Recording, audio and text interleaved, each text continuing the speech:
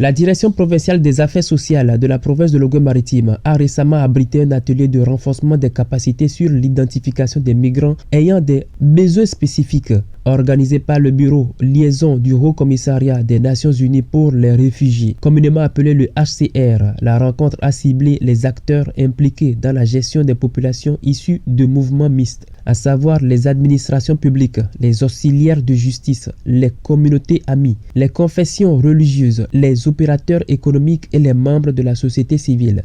Les mouvements mixtes de population sont des mouvements dans lesquels un certain nombre de personnes voyagent ensemble, généralement de manière irrégulière, empruntant les mêmes itinéraires et moyens de transport, mais pour des raisons différentes. Elles ont des besoins et des profils divers et peuvent inclure par exemple des demandeurs d'asile, des réfugiés, des victimes de la traite, les enfants non accompagnés ou séparés et les migrants en situation irrégulière. Cette consultation s'est faite dans le cadre d'un projet initié par le gouvernement gabonais et mis en œuvre par le HCR, l'OIM, l'UNICEF et l'ONUDC. L'objectif c'était, à travers ce partage d'expérience, de pouvoir recueillir un certain nombre d'informations, de données, et on est même allé plus loin jusqu'aux recommandations.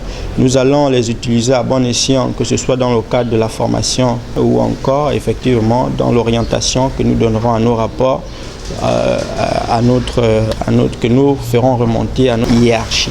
La rencontre a permis aux participants de mieux appréhender les causes et les conséquences des migrations mixtes, d'une part, et les instruments juridiques qui protègent les migrants en République gabonaise, d'autre part. Nous avons été édifiés sur d'abord les comportements qui sont à l'origine des migrations.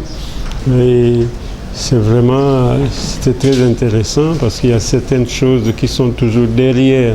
Quelqu'un ne peut pas quitter son pays pour aller ailleurs sans qu'il y ait une motivation. Parmi nous, on a pu comprendre le statut de réfugié. Qui est réfugié, qui ne l'est pas. Dans tout cela, ce sont des échanges vraiment très importants qui nous gratifient. Et ça va nous permettre aussi d'avoir un autre pays. C'est comme une formation. Et encore des informations. Ça va faire de sorte que nous, les représentants des communautés, et l'agence UNHCR, d'avoir plus de communication et d'échanges pour pouvoir aller de l'avant.